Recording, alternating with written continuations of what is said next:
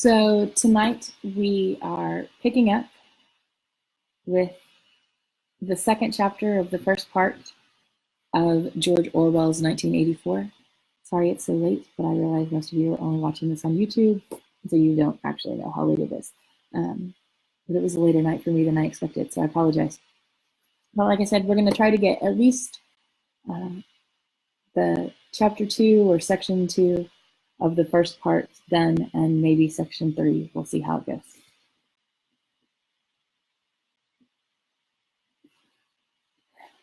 As he put his hand to the doorknob, Winston saw that he had left the diary open on the table. "Down with Big Brother" was written all over it, and letters almost big enough to be legible from across the room. It was an inconceivably stupid thing to have done. But, he realized, even in his panic, he had not wanted to smudge the creamy paper by shutting the book while the ink was wet. He drew in his breath and opened the door. Instantly, a warm wave of relief flowed through him. A colorless, crushed-looking woman with wispy hair and a lined face was standing outside. "Oh, comrade," she began in a dreary, whining sort of voice. "I thought I heard you come in. Do you think you could come across and have a look at our kitchen sink? It's got blocked up and—" It was Mrs. Parsons, the wife of a neighbor on the same floor. Mrs. was a word somewhat discountenanced by the party. We were supposed to call everyone comrade, but with some women, one used it instinctively. She was a woman of about 30, but looking much older. One had the impression that there was dust in the creases of her face. Winston followed her down the passage. These amateur repair jobs were almost daily irritation. Victory mansions were old flats, built in 1930 or thereabouts, and were falling to pieces. The plaster flaked constantly from ceilings and walls.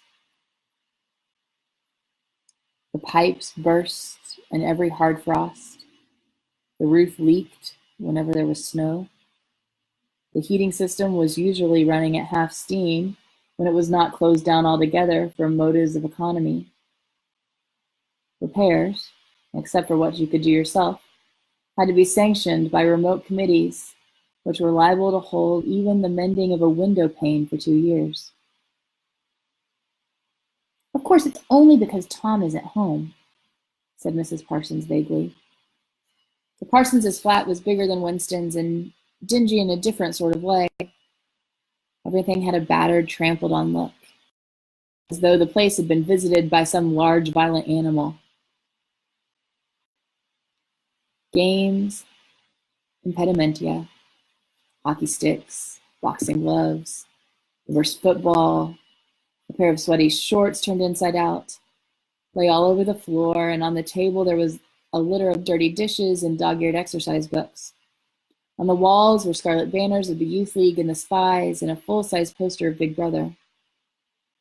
There was the usual boiled cabbage smell, common to the whole building, but it was shot through by a sharper reek of sweat, which, one knew this at first sniff, though it was hard to say how, was the sweat of some person not present at the moment.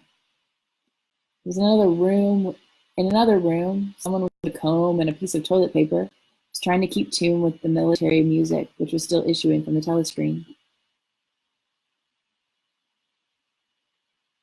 "It's the children," said Mrs. Parsons, casting a half-apprehensive glance at the door. "They haven't been out today, and of course—" She had the habit of breaking off her sentences in the middle. The kitchen sink was full, nearly to the brim, with filthy greenish water that smelt worse than ever of cabbage. Winston knelt down and examined the angle joint of the pipe. He hated using his hands, and he hated bending down, which was always liable to start him coughing. Miss Parsons looked on helplessly. "Of course, if Tom was home, he'd put it right in a moment," she said. "He loves anything like that. He's ever so good with his hands, Tom is." Parsons was Winston's fellow employee at the Ministry of Truth. He was a fattish but active man of paralyzing stupidity, a mass of imbecile enthusiasms, one of the completely unquestioning devoted drudges on whom, more even than on the thought police, the stability of the party depended. At 35, he had just been unwillingly evicted from the Youth League, and before graduating into the Youth League, he had managed to stay in on the spies for a year beyond the statutory age. At the ministry, he was employed in some subordinate post for which intelligence was not required. But on the other hand, he was a leading figure in the sports committee and all other committees engaged in organizing community hikes, spontaneous demonstrations, saving campaigns, and voluntary activities generally. He would inform you with quiet pride between whiffs of his pipe that he had put in an appearance at the community center every evening for the past 4 years. An overpowering smell of sweat, a sort of unconscious testimony to the strenuousness of his life, followed him about wherever he went, and even remained behind him after he had gone. "You got a spanner?" said Winston, fiddling with the nut in the angle joint. "A spanner," said Mrs. Parsons, immediately becoming invertebrate.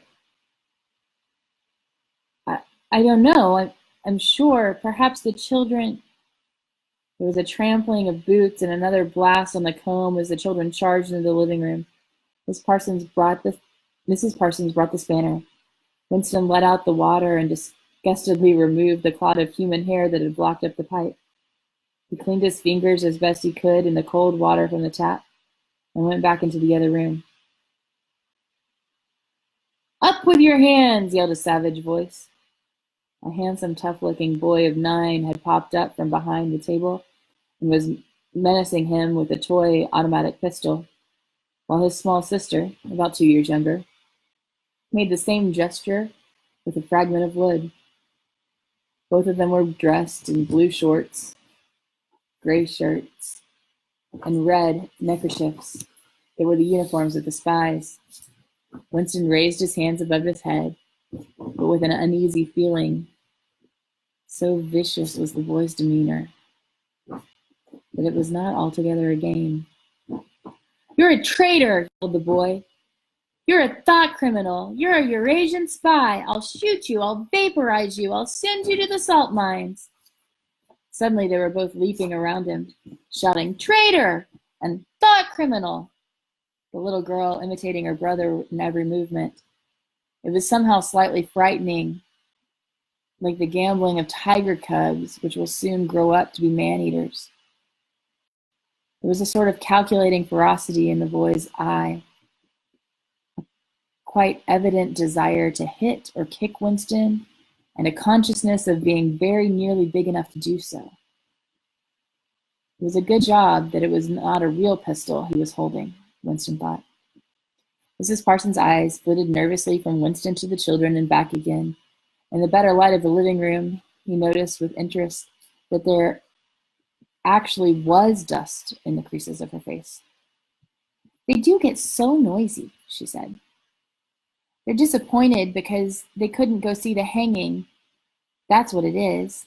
I'm too busy to take them, and Tom won't be back from work in time." "Why can't we go see the hanging?" roared the boy in his huge voice. "We want to see the hanging! We want to see the hanging!" chanted the little girl, still campering around. Some Eurasian prisoners, guilty of war crimes, were to be hanged in the park that evening, Winston remembered. This happened about once a month and was a popular spectacle. Children always clamored to be taken to see it. He took his leave of Mrs. Parsons and made for the door. But he had not gone 6 steps down the passage when something hit the back of his neck in an agonizingly painful blow. It was as though a red-hot wire had been jabbed into him. He spun round just in time to see Mrs. Parsons dragging her son back into the doorway, while the boy pocketed a catapult. "Goldstein!" bellowed the boy as the door closed on him. But what most struck Winston was the look of helpless fright on the woman's grayish face. Back in the flat, he stepped quickly past the telescreen and sat at the table again, still rubbing his neck. The music from the telescreen had stopped. Instead, a clipped military voice was reading out, with a sort of brutal relish, the description of the armaments of the new floating fortress, which had just been anchored between Iceland and the Faroe Islands. With those children, he thought, that wretched woman must lead a life of terror. Another year, 2 years, and they would be watching her night and day for symptoms of unorthodoxy. Nearly all children nowadays were horrible. What was worst of all was that by means of such organizations as the spies, they were systematically turned into ungovernable little savages. And yet, this produced in them no tendency whatever to rebel against the discipline of the party. On the contrary, they adored the party and everything connected with it. The songs, the processions, the banners, the hiking, the drilling with dummy rifles, the yelling of slogans, the worship of Big Brother. It was all a sort of glorious game to them. All their ferocity was turned outwards, against the enemies from the state, against foreigners, traitors, saboteurs, thought criminals. It was almost normal for people over 30 to be frightened of their own children, and with good reason. For hardly a week passed in which the Times did not carry a paragraph describing how some eavesdropping little sneak, child hero, was the phrase generally used, had overheard some compromising remark and denounced his parents to the thought police. The sting of the catapult bullet had worn off. He picked up his pen half-heartedly, wondering whether he could find something more to write in his diary. Suddenly he began to think of O'Brien again. Years ago, how long was it? 7 years it must be. He had dreamed that he was walking through the pitch-dark room, and someone sitting on one side of him had said as he passed, "We shall meet in the place where there is no darkness." It was said very quietly, almost casually, a statement, not a command. He had walked on without pausing. What was curious was that at the time in the dream, the words had not made much of an impression on him. It was only later and by degrees that they seemed to take on significance. He could not now remember whether it was before or after having the dream that he had seen O'Brien for the first time, nor could he remember when he had first identified the voice as O'Brien's. But at any rate, the identification existed. It was O'Brien who had spoken to him out of the dark. Winston had never been able to feel sure. Even after this morning's flash in the eyes, it was still impossible to be sure whether O'Brien was friend or enemy. Nor did it even seem to matter greatly. There was a link of understanding between them, more important than affection or partnership. "We shall meet in a place where there is no darkness," he had said. Winston did not know what it meant, only that in some way or another it would come true. The voice on the telescreen paused. Trumpet call, clear and beautiful, floated into the stagnant air. The voice continued raspingly. "Attention, your attention, please. A news flash has just this moment arrived from the Malabar front. Our forces in South India have won glorious victory. I'm authorized to say that the action we are now reporting may well bring the war within measurable distance of its end. Here is the news flash." Bad news coming, thought Winston. And sure enough, following on a gory description of the annihilation of a Eurasian army, with stupendous figures of killed and prisoners, came the announcement that, as from next week, the chocolate ration would be reduced from 30 grams to 20. Winston belched again. The gin was wearing off, leaving the deflated feeling. The telephone, perhaps to celebrate the victory, perhaps to drown out the memory of the lost chocolate, crashed into "Oceana, 'tis for thee." You're supposed to stand at attention. However, in his present position, he was invisible. Oceana, 'tis for thee, gave way to lighter music. Winston walked over to the window, keeping his back to the telescreen. The day was still cold and clear. Somewhere far away, a rocket bomb exploded with a dull, reverberating roar. About 20 or 30 of them a week were falling on London at present. Down on the street, the wind flapped the torn poster to and fro, and the word Ingsoc fitfully appeared and vanished. Ingsoc. The sacred principles of Ingsoc. Newspeak, doublethink, mutability of the past.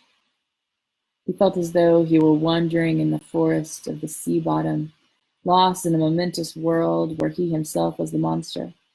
He was alone. The past was dead, the future imaginable. What certainty had he that a single human creature now living was on his side? In what way of knowing that the dominion of the party would not endure forever? Like an answer, the three slogans on the white face of the Ministry of Truth came back to him. War is peace. Freedom is slavery. Ignorance is strength.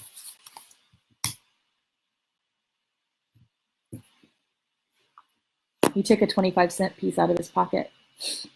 There, too, in the teeny, clear lettering, the same slogans were inscribed. And on the other face of the coin, the head of Big Brother. Even from the coin, eyes pursued you. On coins, on stamps, on covers of books, on banners, on posters, on the wrapping of a cigarette packet, everywhere. Always the eyes watching you, and the voice enveloping you. Asleep or awake, working or eating, indoors or out of doors, and in bath or in bed. No escape. Nothing was your own except a few cubic centimeters inside your skull. The sun had shifted round the myriad windows of the Ministry of Truth, with the light no longer shining on them, looked grim as the loopholes of a fortress. His heart quailed before the enormous pyramidal shape. It was too strong, could not be stormed. 1,000 rocket bombs would not batter it down, and he wondered again, for whom was he writing the diary? For the future? For the past? For an age that might be imaginary? And in front of him there lay not death, but annihilation. The diary would be reduced to ashes and himself to vapor. Only the thought police would read what he had written before they wiped it out of existence and out of memory. How could you make appeal to the future when not a trace of you, not even an anonymous word scribbled on a piece of paper could physically survive? The telescreen struck 14. He must leave in 10 minutes. He had to be back by 14:30. Curiously, the chiming of the hour seemed to have put a new heart into him.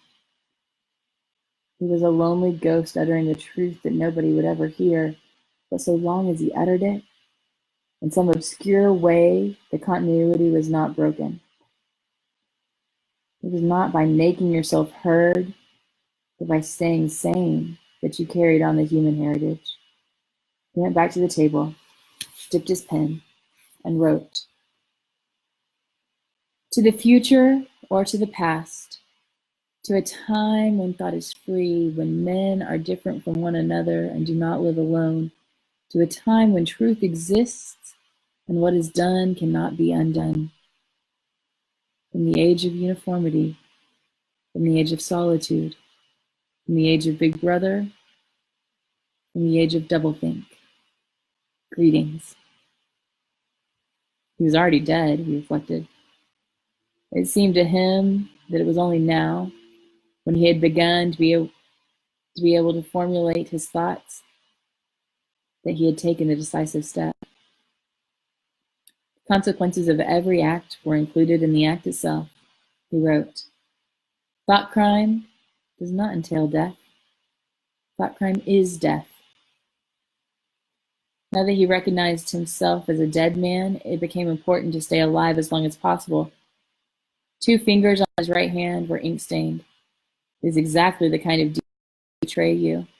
Some nosing zealot from the ministry, a woman probably, someone like the little sandy-haired woman or the dark-haired girl from the fiction department, might start wondering why he had been writing during lunch, why he had used an old-fashioned pen, what he had been writing, and then drop a hint in the appropriate quarter. He went to the bathroom and carefully scrubbed the ink away with the gritty dark brown soap which rasped your skin like sandpaper and was therefore well adapted for this purpose. Put the diary away in the drawer. It was quite useless to think of hiding it, but he could at least make sure whether or not its existence had been discovered. A hair laid across the page ends was too obvious.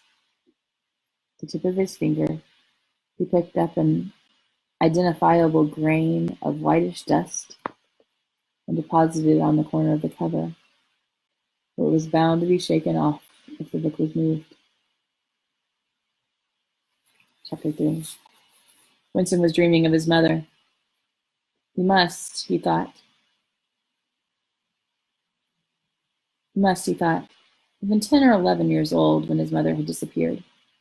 She was tall, statuesque, rather silent woman with slow movements and magnificent fair hair. His father, he remembered more vaguely, as dark and thin, dressed always in neat clothes. Winston remembered especially the very thin soles of his father's shoes, and wearing spectacles. The 2 of them must evidently have been swallowed up in one of the great purges of the 50s. That moment his mother was sitting in some place deep down beneath him, with his young sister in her arms. He did not remember his sister at all, except as a tiny, feeble baby, always silent with large, watchful eyes. Both of them were looking at him. They were down in some subterranean place, the bottom of a well, for instance, or a very deep grave. But it was a place which, already far below him, was itself moving downwards. They were in the saloon of a sinking ship, looking up at him through the darkening water. There was still air in the saloon. They could see him and he them. But all the while they were sinking down into the green waters, which in another moment must hide them from sight forever. He was out of the light and air, while they were being sucked down to death. And they were down there because he was up here. He knew it and they knew it, and he the knowledge in their faces. There was no reproach in either of their faces or in their hearts, only the knowledge that they must die in order that he might remain alive, and that this was part of the unavoidable order of things. He could not remember what had happened, but he knew in his dream that in some way the lives of his mother and his sister had been sacrificed for his own. It was one of those dreams which, while retaining the characteristic dream scenery,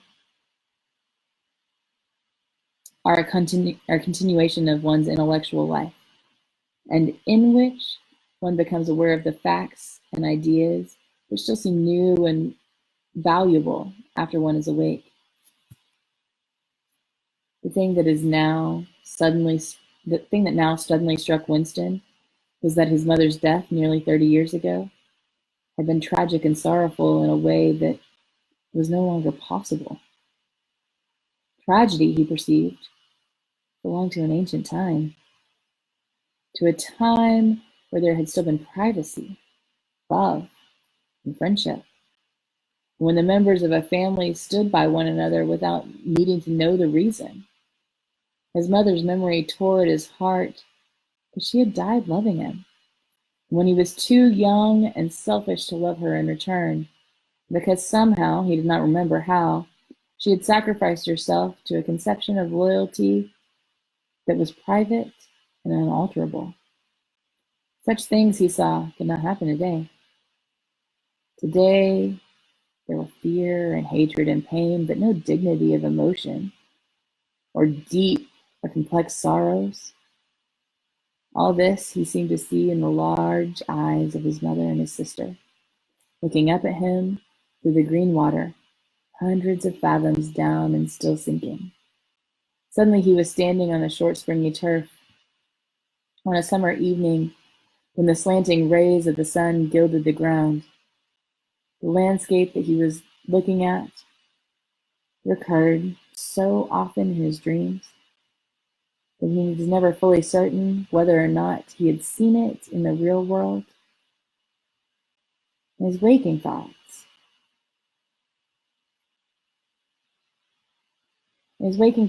he called it the Golden Country. It was an old rabbit-bitten pasture with a foot track wandering across it and a mole hole here and there. It was the ragged hedge on the opposite side of the field. The boughs of the elm trees were swaying very faintly in the breeze, their leaves just stirring in dense masses like women's hair. Somewhere near at hand, though out of sight, there was a clear, slow-moving stream where dace were swimming in pools under the willow trees. The girl with the dark hair was coming towards him across the field. With what seemed a single movement, she tore her clothes and flung them disdainfully aside. Her body was white and smooth, but it aroused no desire in him. Indeed, he barely looked at it. What overwhelmed him in that instant was admiration for the gesture with which she had thrown her clothes aside. With its grace and carelessness, it seemed to annihilate the whole culture, the whole system of thought, as though Big Brother and the party and the thought police could all be swept into nothingness by a single splendid movement of the arm. That too was a gesture belonging to the ancient time. Winston woke up with the word Shakespeare on his lips. The telescreen was giving forth an ear-splitting whistle which continued in the same note for 30 seconds. It was not 7:15. Getting up time for office workers. Winston wrenched his body out of bed, naked, for a member of the outer party received only 3,000 clothing coupons annually, and a suit of pajamas was 600, and seized a dingy singlet and a pair of shorts that were lying across the chair. The physical jerks would begin in 3 minutes. The next moment, he was doubled up by a violent coughing fit, which nearly always attacked him soon after waking up. It emptied his lungs so completely that he could only begin breathing again by lying on his back and taking a series of deep gasps. His veins had swelled with the effort of the cough. The varicose ulcer started itching. 30 to 40 group, yapped the piercing female voice. 30 to 40 group. Take your places, please. 30s to 40s. Winston sprang to attention in front of the telescreen, upon which the image of a youngish woman, scrawny but muscular, dressed in tunic and gym shorts, had already appeared. Arms bending and stretching, she rapped out. Take your time. By me. 1, 2, 3, 4. 1, 2, 3, 4. Come on, comrades. Put a bit of life into it. 1, 2, 3, 4. 1, 2, 3, 4. The pain of the coughing fit had not quite been driven out of Winston's mind. The pain of the coughing fit had not quite driven out of Winston's mind the impression made by his dream, and the rhythmic movements of the exercise restored it somewhat. As he mechanically shot his arms back and forth, wearing on his face a look of grim enjoyment which was considered proper during physical jerks, he was struggling to think his way backward into the dim period of early childhood. It was extraordinarily difficult. Beyond the late 50s, everything faded. When there were no external records that you could refer to, even the outline of your own life lost its shape, lost its sharpness. You remembered huge events, which had quite probably not happened. You remember the details of incidents without being able to recapture their atmosphere. And there were long blank periods, which you could assign nothing. Everything had been different then. Even the names of countries and their shapes on the map had been different. Airstrip 1, for instance, had not been so called in those days. It had been called England or Britain or London, though London, he felt fairly certain, had always been called London. Winston could not definitely remember the time when his country had not been at war, but it was evident that there had been a fairly long interval of peace during his childhood, because one of the early memories was an air raid, which appeared to take everybody by surprise. Perhaps it was the one time when the atomic bomb had fallen on Colchester. He did not remember the raid itself, but he did remember his father's hand clutching his own as they hurried down, down, down into some place deep in the earth, round and round a spiral staircase which rang under his feet, and which finally so wearied his legs that he began whimpering, and they had to stop and rest. His mother, in her slow, dreamy way, was following a long way behind them. She was carrying his baby sister, or perhaps it was only a bundle of blankets that she was carrying. He was not certain whether his sister had been born then. Finally, they had emerged into a noisy, crowded place, which he had realized to be the tube station. There were people sitting all over the stone-flagged floor, and other people, packed tightly together, were sitting on metal bunks, one above the other. Winston and his mother and father found themselves a place on the floor, and near them an old man and an old woman were sitting side by side on a bunk. The old man had a decent dark suit and a black cloth cap pushed back from very white hair. His face was scarlet, and his eyes were blue and full of tears. He reeked of gin. It seemed to breathe out of his skin in place of sweat, and one could have fancied that the tears welling in his eyes were pure gin. But though slightly drunk, he was also suffering under some grief that was genuine and unbearable. In his childish way, Winston grasped that some terrible thing, something that was beyond forgiveness and could never be remedied, had just happened. It also seemed to him that he knew what it was. Someone whom the old man loved, a little granddaughter perhaps, had been killed. Every few minutes the old man kept repeating, "We didn't ought to have trusted them. Said so, Ma, didn't I? That's what come of trusting them. Said so all along. Did not have trusted the buggers."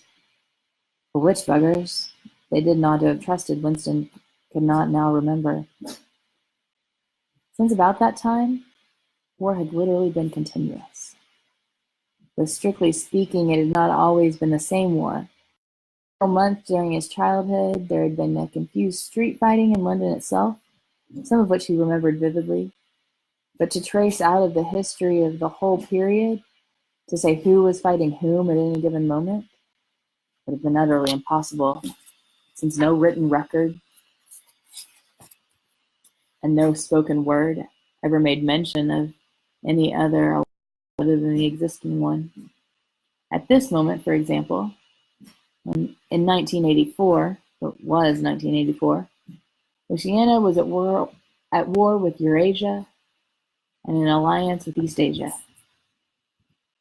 In no public or private utterance was it ever admitted that the three powers had at any time been grouped along different lines.